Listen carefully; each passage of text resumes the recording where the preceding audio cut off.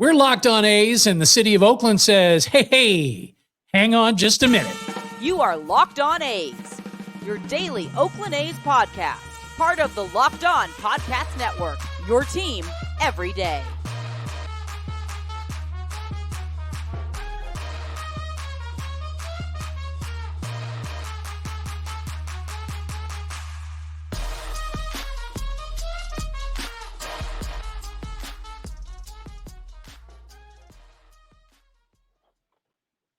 Hey, you, it's me and the other guy, too. Back here for another episode of Locked On A's. I'm Wayne Coy, your host, and that right there is Ian Coy, who is in the state of Iowa because somebody has to. And just like me, Ian's a lifetime A's fan. So both of us are definitely into our team, and we're going to talk about some big happenings today with the city of Oakland, and that's coming up in a minute. But I do need to let you know that today's episode is brought to us all by FanDuel. Yes, you can make every moment more with FanDuel. Right now, if you're a new customer, well, then you can get yourself $150 in bonus bets. It's the least they can do, right? Any winning FanDuel $5 money line bet, you get $150 in bonus bets if your team wins. Visit FanDuel.com/lockedon to get started. And get started we will. Yeah, like I said, there were doings today. I kind of didn't expect this, but the city of Oakland been a little bit busy. Vice Mayor and council person Rebecca Kaplan, I think she's a council member at large, right? She put together this resolution and put it forward, which means that they're now going to meet on it. And what's interesting about this thing is that it's sort of a three-headed monster. It is city council, it's Oakland Mayor's office, Shang Tao's office, and Port of Oakland. All three coming together to say, we want to build a ballpark for the Oakland A's. They're going to have a meeting to make this all official, which will be next Tuesday, the 7th. And they're encouraging all A's fans to show up, make noise, and be part of the thing. Because, you know, it's been a minute since the regular season ended, and honestly, the A's fans haven't really had a chance to kind of let their voice be heard. So this will give them an opportunity to do that. I saw a different shirt today, Ian. I don't know if you saw it, the Stay shirt. No, I haven't. I've seen this one, of course, but yes, I haven't seen the Stay shirt. So sell and stay, that's kind of been the mantra, right? So you have your sell shirts, but now they also have the Stay shirt, which takes the Old English A that's, you know, on your A's cap, and puts it in the word stay. It looks pretty cool. Hadn't seen that one though. No, not out here in Iowa. All right, you talk about a shirt you haven't seen in a long time. Look at this. Playoffs. I was wondering if you're going to say anything. All right. So joint meeting of City Council, Oakland Redevelopment Agency, all of that is happening next Tuesday at City Hall in Oakland. Be there. I think it's going to be a pretty exciting night. And thanks to Councilmember Kaplan for getting that motion passed unanimously to move it on now to make it official 5 days from now, which would be cool. Now, before that happens, you got to put your cart before your horse. On the 6th, the day before, Monday, next week, in Carson City, Nevada, the lawsuit that's been brought by the lobbyists that have ties to the A's that are suing the teachers union PAC, which is called Schools Over Stadiums. The connected lobbyists who are not just connected to the A's, also connected to the Stadium Authority in Las Vegas. You'll find that as you follow the bouncing ball, everything's pretty incestuous here. It's kind of how we do it in Vegas, right? But you got the unions involved as well. They're behind the scenes on this lawsuit. AFL-CIO, Laborers Union, Local 872. They want to stop this petition for a referendum for the ballot, which would be for next November's election. They're coming at it from a very technical point of view, saying that the Constitution of Nevada says you have to have the entire bill, and they didn't do that. And There was other things, just like 3 or 4 points that these 2 people, it's only 2 people that, that brought the lawsuit. It's 2 people with like 500 people standing behind them. That's kind of how that's all working out. So the petition filed back on the 6th of September will either get on the ballot or it won't. Now, interesting thing, I asked about, well, let's say that this lawsuit's successful. Is that it? Are you then going to be able to just go, we did it, we stopped them from getting it on the ballot, and we're done? And the answer is no. Yeah. Because they can start all over. They still have time where they can petition again, and this time do all the things that they're saying they didn't do in the first place. And they put a halt to collecting signatures anyway, because that's what the lobbyists that are suing them want to be able to do, in addition to get their legal costs back, to stop this petition. They also want any signatures that have been collected to not be counted. So what schools over stadiums did was they said, well, we're just going to wait till after this hearing's over, and then we'll collect signatures. They've got to get 102,000 of them. And the catch is that at least 1/4 of them have to come from each of the 4 congressional districts in the state of Nevada. Now, there are some of those districts that are very sparsely, is putting it mildly, populated. Yeah. So to get 25,000 signatures, let's say, here in Las Vegas, Clark County, not so tough, right? But you're trying to get them from some of these less populated places, and you have to, otherwise you don't get it on the ballot. 4 congressional districts, and you got to do that by June the 26th. So they do have time. I mean, we'll see what happens. My call before this even happens is I think that they're going to, in this hearing, kick the lawsuit out. That's what I think they're going to do. Then I don't know if I think they're going to dismiss it, but I don't know if there's an appeals process. And if there is, how long will that take? And this is all very important because the owners are getting together in the middle of November. I told you as soon as the World Series was done, right, this was going to get crazy. So you got Port of Oakland, Mayor's Office, City Council. They're meeting next week. And then the day before that, you've got Carson City, where they're going to be talking about this whole lawsuit that was placed by these lobbyists, filed by the lobbyists. Then just a week or 2 later, all the owners getting together in Arlington, Texas to vote on relocation, whether or not that's going to happen. And of course, they're going to be watching what's going on with this referendum, because that's in the back of their minds. What if we say yes to relocation and then it gets on the ballot, and then for some reason the people of Nevada say, oh, that $380 million of public funds, we're now not going to give you.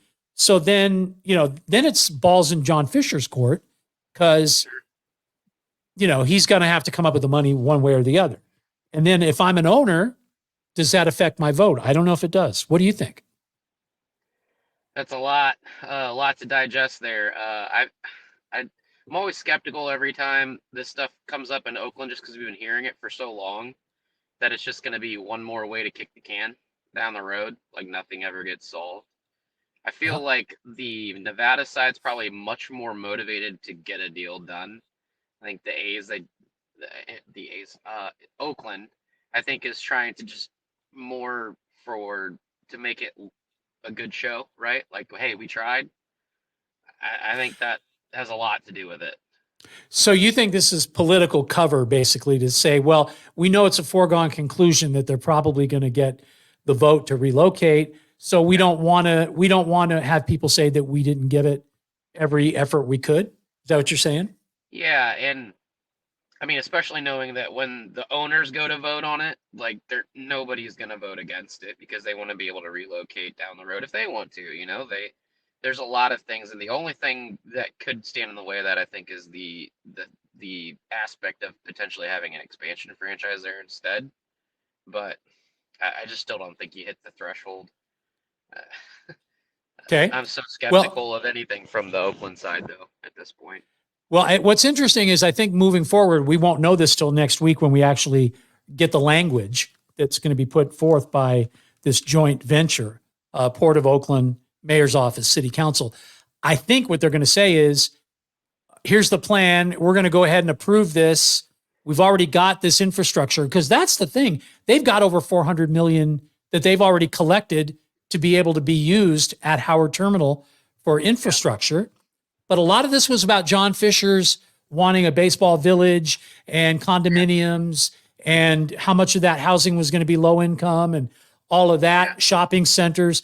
They're, I think, going to say, listen, we're going to vote, and then we're going to approve a stadium for the A's, but it's only going to be the stadium.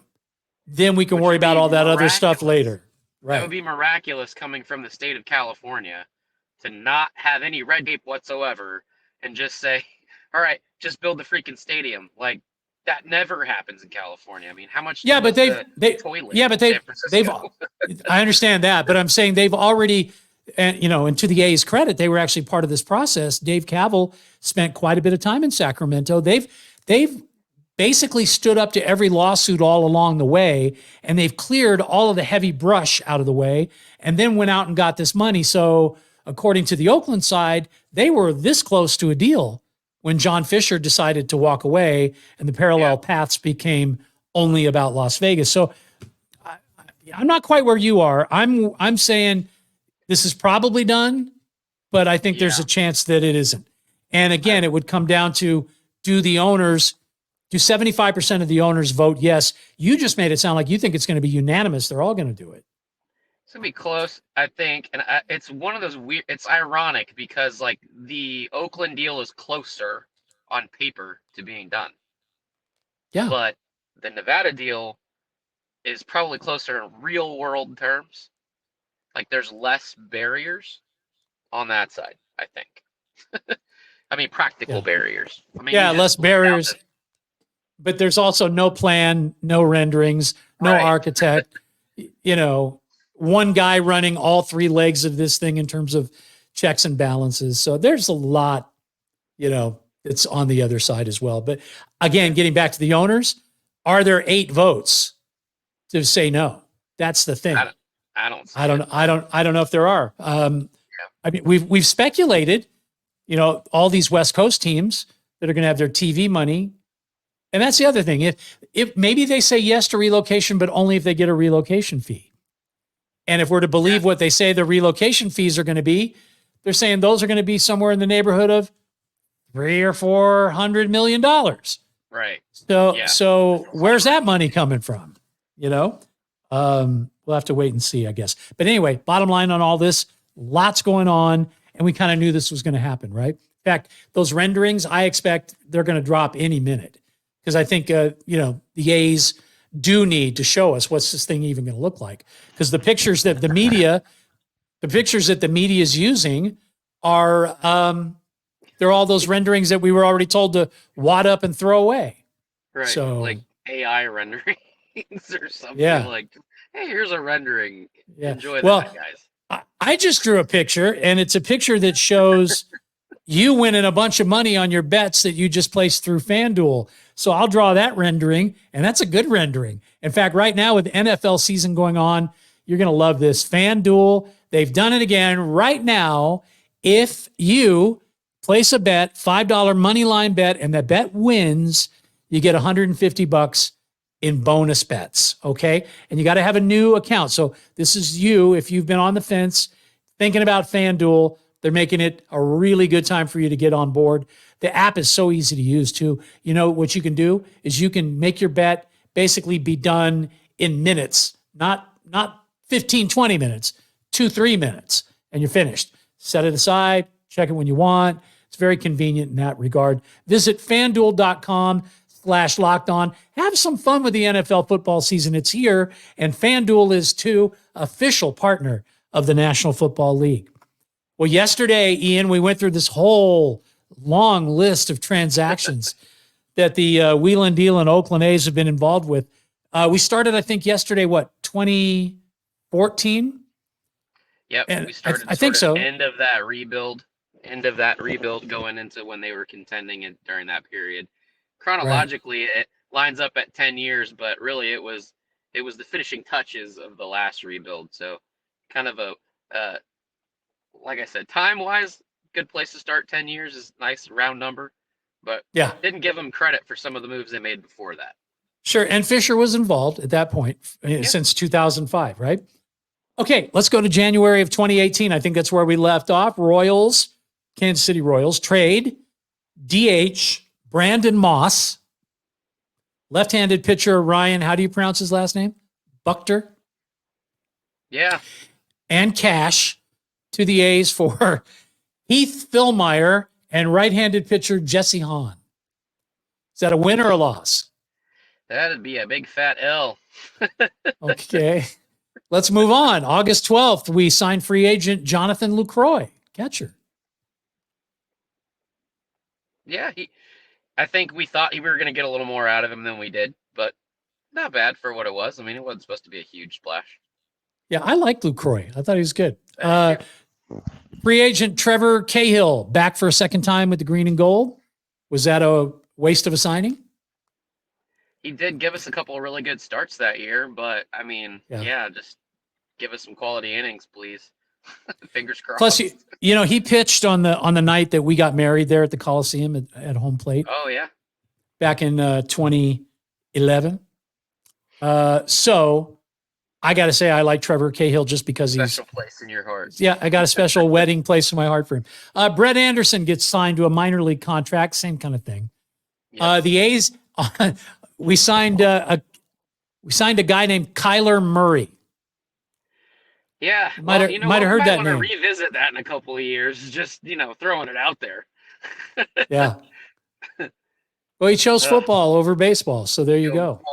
Football might not be choosing him very much longer, so might want to revisit that. Jonah Bride gets signed on the 15th as well. Moving along, the Mets trade Jeurys Familia to the Oakland A's for right-handed pitcher Bobby Wall, third baseman Will Toffee, and future considerations, which never amount to a damn thing, but we'll say Toffee always gets stuck to the roof of your mouth. Yeah. No, that's to me, that's just nobody won that. That's just whatever. No. Right? Okay. Detroit Tigers trade Mike Fiers to the Oakland A's for future considerations. That was a heck of a pickup, I think. Mike Fiers gave us definitely quality innings and quality facial hair. The best. Yeah. With the thing that he did there, that little, yeah. Was it like S or something? It's like, that he had? It was like, yeah. Didn't he have a hole in it too? And he threw a no, he threw a no hitter, which is great. Yeah, oh, did he? Did he really? He trimmed it like that. He had one sideburn that went up like this and then went down this way. It was like a question mark or a music sign or something. I don't know what he called it, man. He had to have lost a bet or something.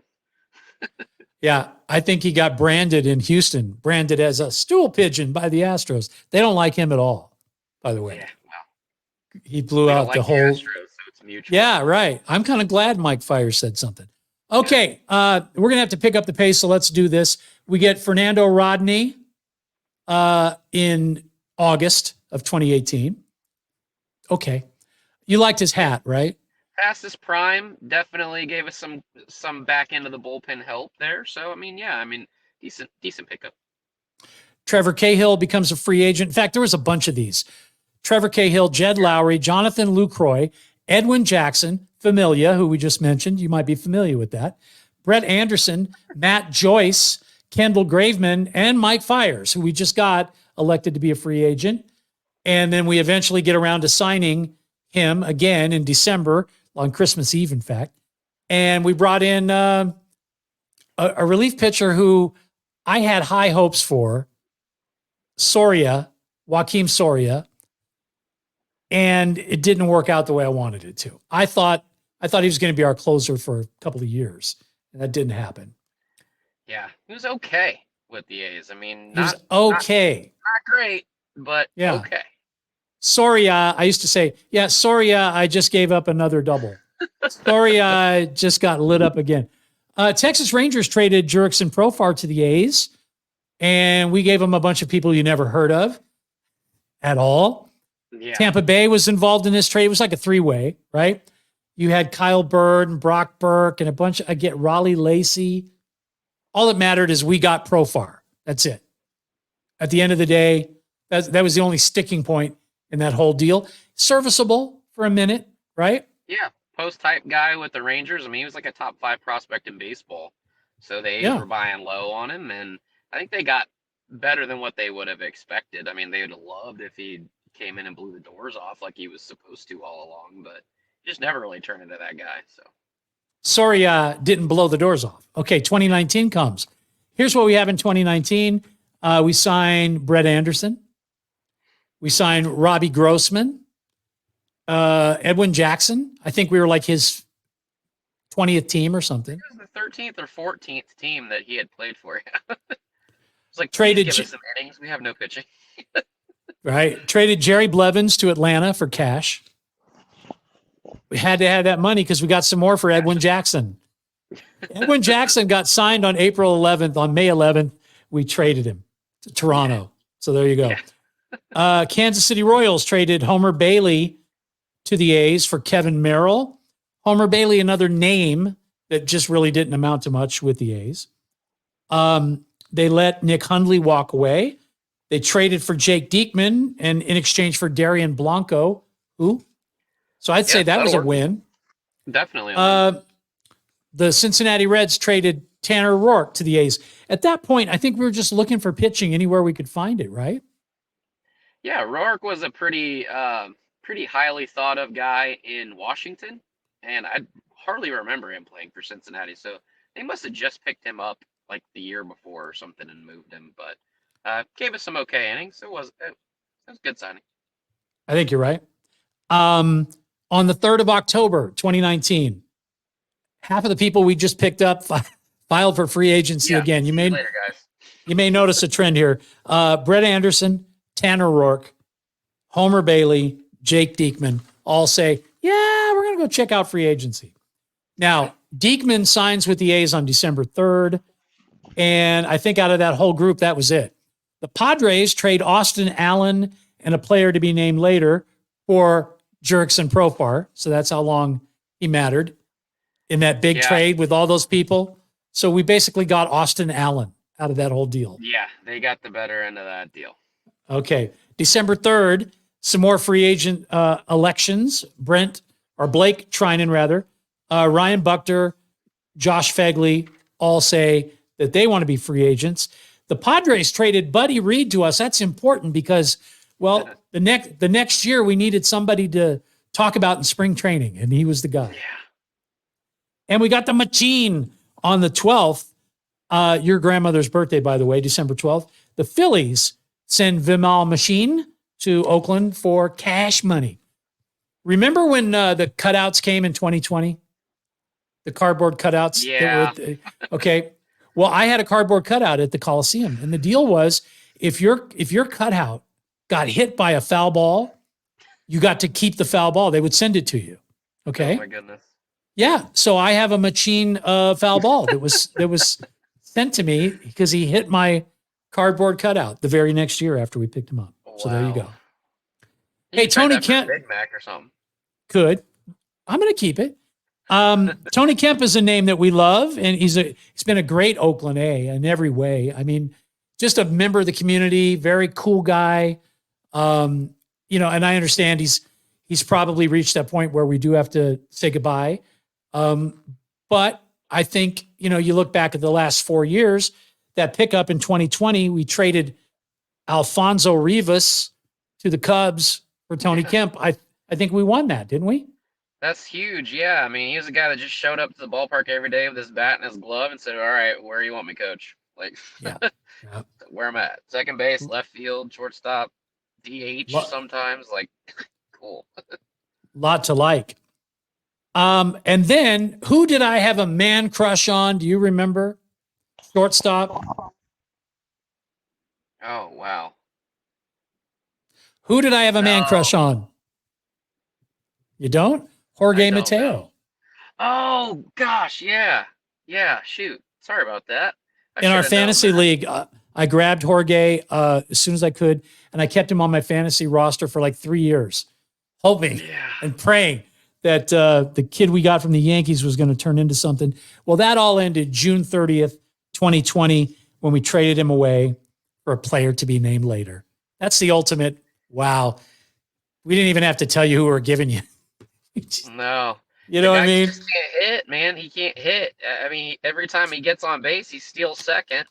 He just can't hit, and he doesn't really walk. Like, man, stop striking out, put a couple balls in play. Like, you'd be a top of the order guy forever. He did play in the postseason with the Orioles, though. Pretty sure. He's been there for a couple years, and I mean, they give him at bats, but like, how much can you trust him? You know, you're striking out at what? He struck out 140 times or something like that. Like, man, can't do that as the top of the order guy. Sure can't. Okay, then we got Tommy LaStella for Franklin Barreto, another player that we just waited to have come around, and he never did. Right. We traded him to the Angels. LaStella was not a long-term player for the A's, and Barreto didn't really last with the Angels either, right? So LaStella did what he was supposed to do, though. I think he had like 280 something, and he had a few doubles and good on base percentage. Like, he did what you got him to do. So I mean, I think that's a win, even though it's slight. Obviously, it's a rental. Yeah. Well, we may have time to get through 2021 here, just so you know. You know what it was is all the stuff that was happening today in Oakland that we had to talk about, but that took up a lot of today's show. So because of that, we may have to extend this to a third episode. That's crazy. It's like Star Wars, man. I know. Episode 3. Episode 3. Because we've got 2021, 22, and 23 to go. 22 was the year that just, wow, the wheels fell off the bus. Yeah. Almost deserves its own show. Kind of almost does. All right, so let's wrap up 2020, the COVID year. Electing to be free agents, TJ McFarland. Soria, I'm going to be a free agent.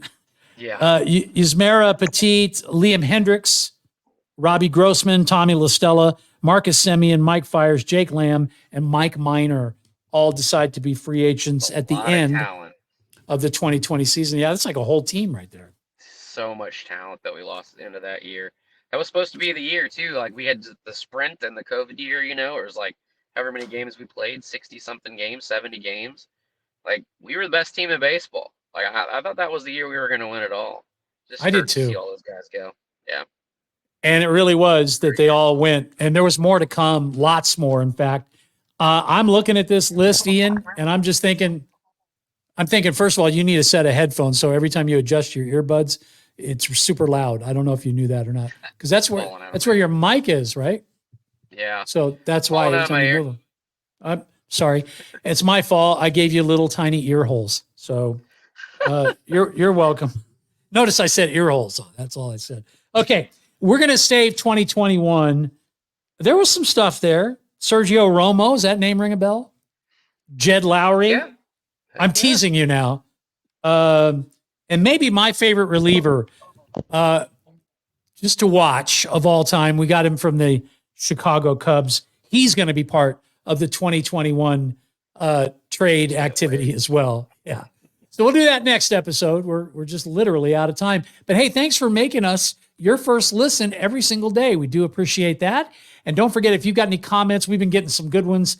If you're watching on YouTube, you can leave them in the comment section down below, or you can send us a note if you want via Twitter. I do try to check that as well as much as I can. Our handle there is @LockedOnA's. It was @buy Ian some headphones, but we changed it to @LockedOnA's. Buddy, I'm going to get you some headphones. I'm going to send them to you, okay? So you have them for the next episode. Okay, thank you, Ian, for being here all the way from Iowa. Ian Coy, ladies and gents. And man, this next week's going to be very busy. Back with the Friday edition, which I think is going to be our opportunity to put a lid on all of this. We're going somewhere with this, which is basically to say, where does it end? Will it ever end? And you're gonna get heartbroken all over again on the next episode of Locked On A's. Until then, he's Ian Coy. I'm Wayne Coy. You keep on swinging.